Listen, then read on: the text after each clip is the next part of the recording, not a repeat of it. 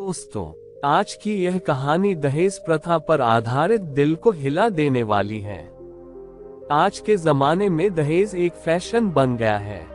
हर आदमी दहेज के पीछे भाग रहा है। लोग अपने बच्चों को डॉक्टर या इंजीनियर बनाते हैं ताकि अच्छा दहेज मिल सके।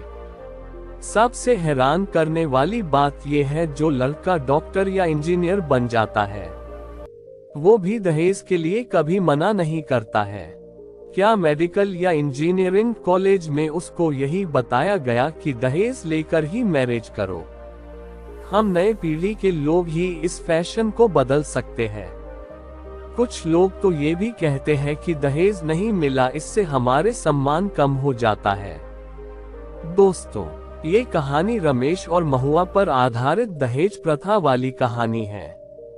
रमेश धनपुर गांव में किसानी करता है।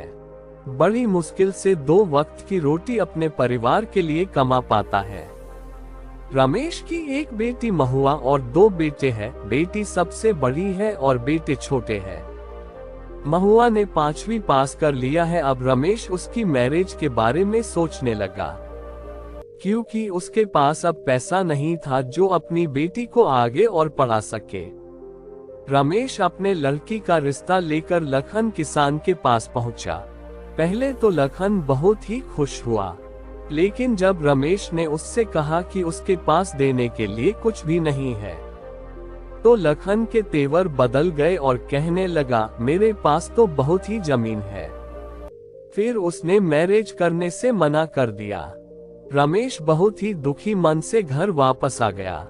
घर जब आया तो सब लोग बहुत ही खुश थे और सोच रहे थे कि रिश्ता पक्का हो गया। लेकिन बात तो कुछ और थी। शाम को रमेश अपनी पत्नी को सब कुछ बताने लगा और उसकी पत्नी की आंखों से आंसू निकल पड़े। रमेश और उसकी पत्नी को लगा सब लोग सो गए हैं, लेकिन उसकी बेटी महुआ चुपके से सब बात सुन रही थी और अपने आप को बेटी होने पर कोस रही थी। रात भर महुआ को नींद नहीं आया और सुबह उठकर उसने जहर खा लिया और हमेशा के लिए इस दुनिया को छोड़कर चली गई। दोस्तों, कब तक महुआ जैसी लड़कियां आत्महत्या करेगी? हम सबको जागरूक होना पड़ेगा।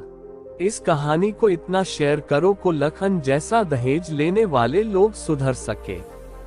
आओ दोस्तों, हम सब मिलकर संकल्प करें कि इस दहेज प्रथा को जड़ से उखाड़ फेंकेंगे।